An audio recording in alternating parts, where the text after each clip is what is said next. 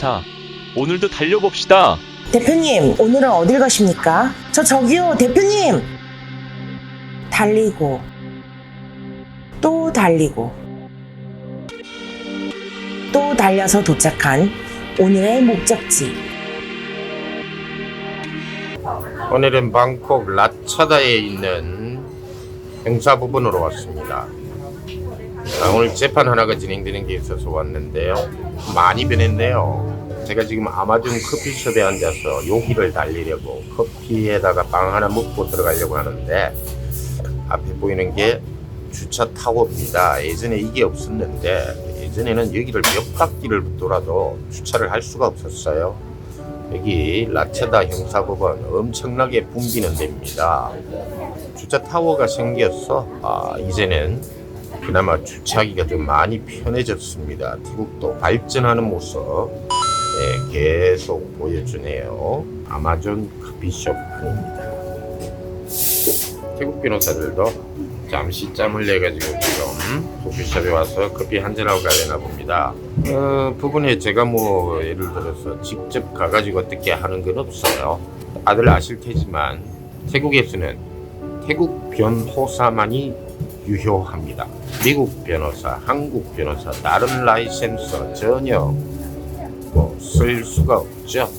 하지만 제가 법정에 참여함으로써 우리 변호사들이 좀 더 긴장하면서 열심히 변론하고 일하고요. 제가 그 분위기를 느끼면서 이 재판이 어떻게 흘러갈 수 있는지 그런 것들을 판단하기 위해서 저는 재판 때마다 대부분 참여를 하고 있습니다. 들어가기 전에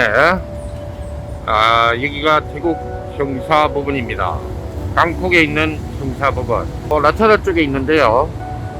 태국에서 벌어지는, 방콕에서 벌어지는 중요 범죄들은 이쪽에서 재판이 진행된다고 보셔도 될 정도입니다. 물론 다른 지역에도, 방콕 다른 지역에도 법원이 있습니다. 짜릉꿍이라든지 활람퐁 근처로 가면은 법원들이 있는데, 거기는 주로 3년 미만의 경범죄들이 다뤄지는 곳이고요.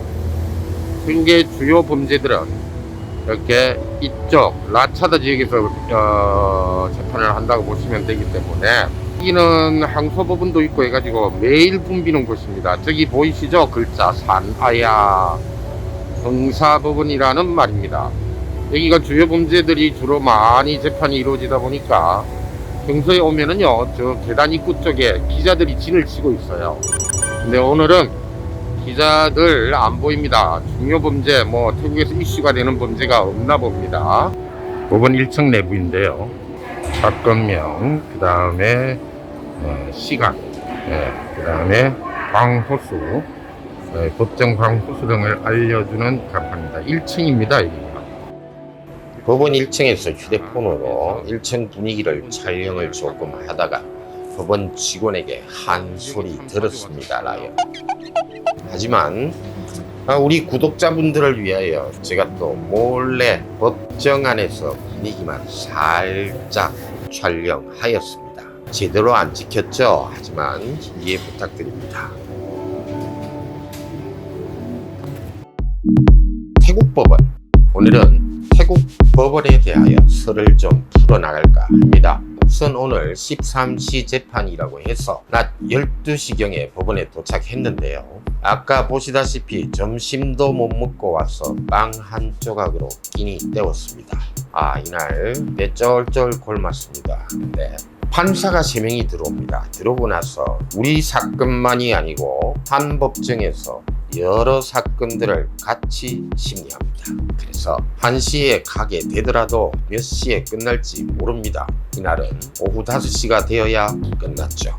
보통 아침 9시 재판이 많습니다. 9시에 도착해서 법원에 들어가면 10시, 11시에 안 끝납니다. 다른 사건하고 같이 심리하다 보면 오전에 가더라도 12시 지나야 보통 끝나는 게 태국 법정입니다. 사건별로 구분해서 오라고 하면 얼마나 좋을까요? 한국이나 다른 나라에서는 딱 보면 알 수 있죠. 검사석, 피고석 딱 나눠져 있습니다. 하지만 태국 법정으로 들어가 보시면 누가 검사이고 누가 피고 측 변호사인지를 할 수가 없습니다. 왼쪽 오른쪽에 사건별 변호사와 검사가 무리지어 앉아 있긴 하지만 보통 구분 못합니다. 입는 옷도 똑같습니다. 심리할 때 법원에서 입는 검사복, 변호사 복장 똑같습니다. 자, 물론 여기에는 이유가 있긴 합니다. 태국에서 아주 독특한 사법제도, 변호사가 형사사건을 직접 법원에 제기하고 검사가 하는 기소를 할 수 있기 때문입니다. 변호사가 형사사건을 직접 제기하는 경우 검사가 아닌 변호사가 형사사건의 원고가 된다는 의미입니다. 우리나라에서는 형사사건에서 검사만이 원고가 될 수 있죠. 따라서 형사사건에서 검사 아닌 변호사가 원고석에 앉기도 하는 것이 태국이라서 구분이 안 되는 겁니다. 판법정에서 한꺼번에 여러 사건을 심리하고 재판하다 보니까 검사, 변호사 한두 명이 아닙니다. 보통 십수명이 웅성거리고 여기저기 몰려 있습니다. 이날도 제가 세어보았는데요. 대충 13, 14명이 되더군요. 한국처럼 법정 내에서 아주 조용하게 판사가 하는 말, 검사가 하는 말 정숙하게 듣고 있지를 않습니다. 판사는 변호사와 앞쪽에서 이야기하고 변호사들끼리는 모여서 수금 머리 맞대고 사건 의논하기도 하고 좀 뭐랄까요? 수선한 분위기가 되는 게 보통입니다. 그래도 이 판사들이 야단치거나 그러는 거 한 번도 못 봤습니다. 한국 분위기에 익숙한 한국 사람들은 좀 이해할 수 없는 여러 가지가 있는 게 태국 사법제도이고 태국 법원의 분위기이기도 합니다. 이날 라이언이 대학 사건 때문에 재판에 참석하게 되었습니다. 태국에서는 최근 마약에 관련한 법규가 새로 마련되었습니다. 아주 중요한 문제가 될 테죠. 왜냐면은 태국 내에서 한국 사람들이 마약으로 인해서 마약 사범으로 체포되는 경우가 자주 나옵니다. 태국은 마약을 접촉하기가 비교적 쉬운 나라이지만 마약 사범으로 일단 체포되게 되면 상당히 엄중하게 처벌을 하여 왔습니다. 최근까지는 체포 당시에 아이스 필름의 일종이죠. 0.3kg 이상을 소지하고만 있어도 무조건 사실에 관계없이 짬나이라고 해서 판매자로 간주를 하였습니다만 보통 일반적으로 판매되는 비닐봉지에는 1g씩 넣어서 판매를 하고 있는 게 실정인데요. 이게 보통 서너 번은 흡입을 할 수 있는 양이 됩니다. 그래서 경찰에 체포되는 마약 사범의 99.9% 정도는 준복용 아닙니다. 판매자로서 처벌받아온 것이 사실상 태국의 현실이었죠. 판매를 안 했더라도 마약을 조금만 많이 가지고 있어도 많은 양도 아닙니다. 0.3kg 이상만 소지하고 있어도 판매자가 된 겁니다. 그런데 최근에 법이 달라졌습니다. 이제는 소지하고 있는 약의 그 양에 따라서 판매를 결정하는 것이 아니고요. 여러 가지 정황을 함께 보도록 하고 있습니다. 또 실제로 판매를 하였더라도 그 여러 가지 내용에 따라서 처벌의 수위를 결정하도록 하고 있는 겁니다. 이날 사건의 의뢰인 체포 당시에 아주 꽤 상당히 많은 여러 종류의 약을 소지하고 있었습니다. 그런데 이 사람이 아주 좋은 사람에 들어가는 것 같아요. 당시 법률에 따라 처벌되는 경우 최소 20년 이상 형을 받을 수 있을 정도였는데 바뀐 법률에 따라 적용을 받게 됩니다. 바뀐 법률에 따른 적용을 받게 되면 최고 15년 정도 형벌이 나올 수 있습니다. 그런데 태국은 범죄 사실을 인정하는 사람들에게는 무조건 50% 감형을 해준다고 했죠. 그렇게 되면 7.5년, 7년 6개월, 최고형을 받더라도 7년 정도의 형벌을 받게 된다는 의미가 됩니다. 그래서 우리 변호사가 변론 좀 잘하고 제가 열심히 하면 한 5년 정도 선고 받을 수 있을 겁니다. 또 남아 있습니다.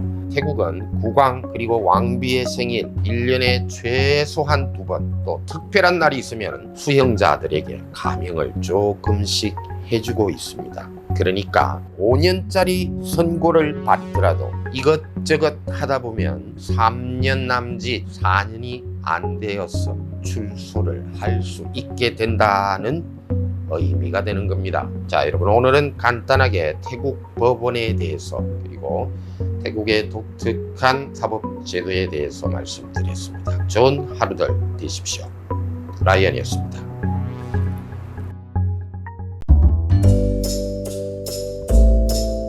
ศาลอาญาศาลอาญาศาลอาญาศาลแพ่งศาลแพ่งศาลแพ่งอัยการอัยการอัยการทนายความทนายความทนายความจำหน่ายจำหน่ายจำหน่ายอภัยโทษอภัยโทษอภัยโทษ